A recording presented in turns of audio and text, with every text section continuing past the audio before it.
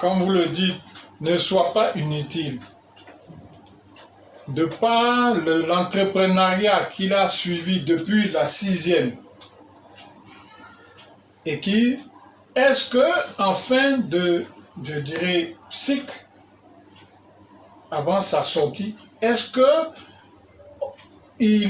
on lui présente, on lui demande de sortir un peu ce qu'il a dans la tête, qu'est-ce il compte entreprendre ou bien qu'est-ce qu'il entreprend dans sa tête? Est-ce qu'on lui émet l'idée de pouvoir s'éclore? Ça, c'est une très belle question.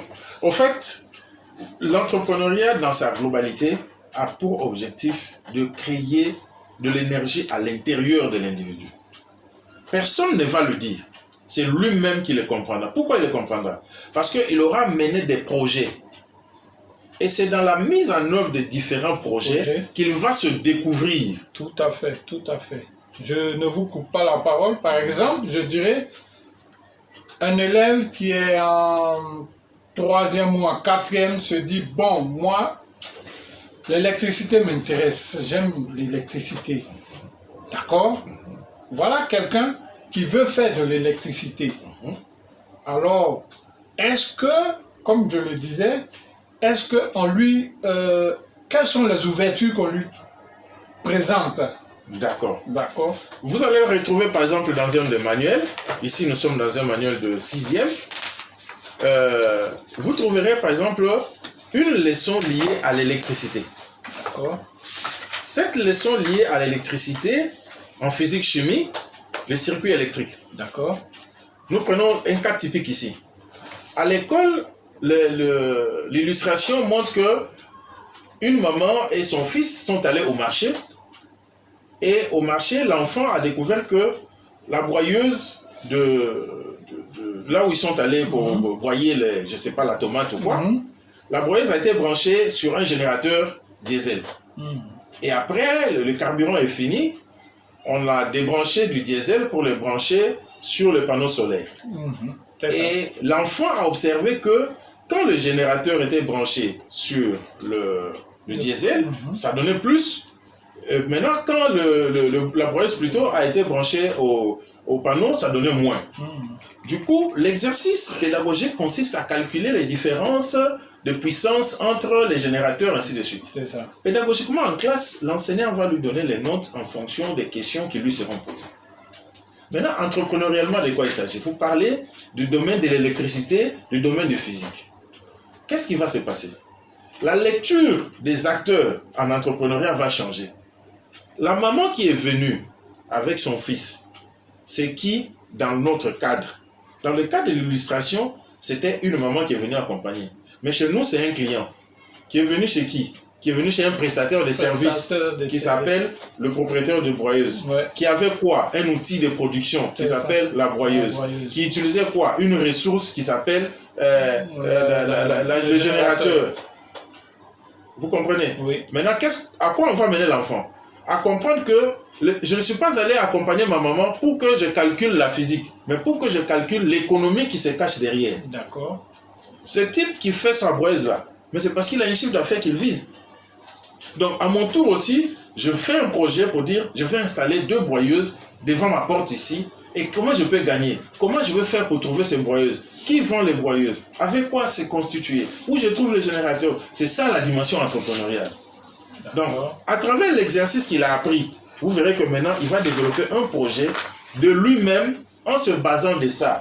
Ça peut ne pas être une broyeuse, ça peut être tout autre programme, mais qui puise son essence d'une leçon liée à l'électricité. Tout à fait. Donc, on n'aura pas seulement quelqu'un qui sait calculer la physique, mais c'est quelqu'un qui sait lire les opportunités d'affaires qui se trouvent derrière la physique. D'accord. Demain, si c'est une quincaillerie qu'il veut faire, il lira de la même façon.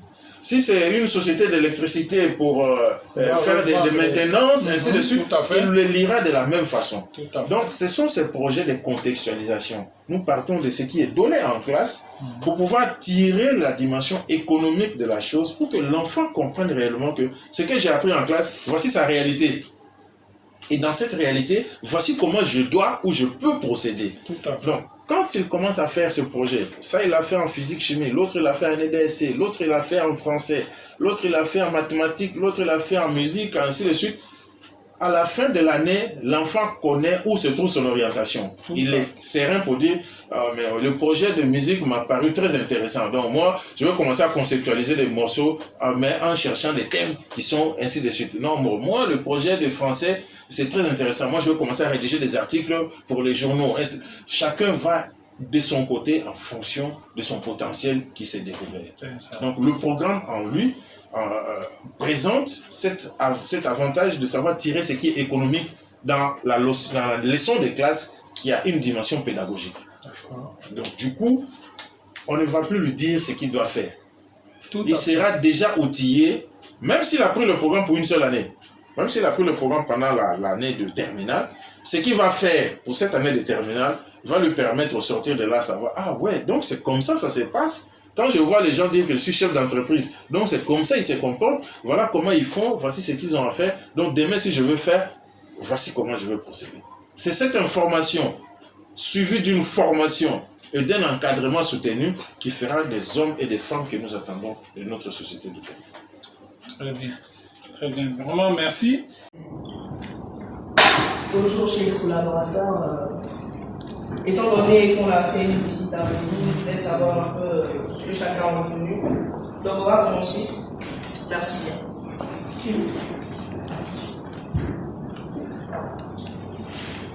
D'accord. La rencontre à Vaudou. Nous avons eu mademoiselle Joëlle Ollier, assistante de la directrice, qui nous a présenté Vaudou Communication. La création du Vaudou, du groupe Vaudou Communication s'est fait en juin 1999 avec un groupe de 4 personnes. En 2003, il y a eu la création du groupe La Nouvelle Soudan ou les événements. Et donc c'est seulement ce qu'il a dit, il n'y a pas d'autres. Voilà. Oui, en 2010 aussi, il y a eu la création marketing du groupe Vaudou Communication. Il y a eu aussi la politique pour la communication des campagnes publicitaires. En 2017, il y a eu la création de la fondation Vaudou Group et Live TV.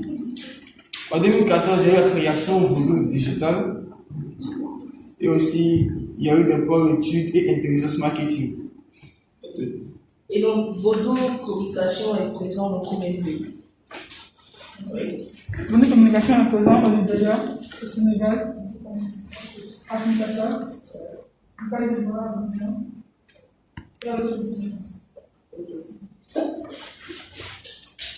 Tu as bien de mentionner que Vaudou Communication est présent parmi nous. Et donc, Vaudou Group comporte plusieurs sous-départements.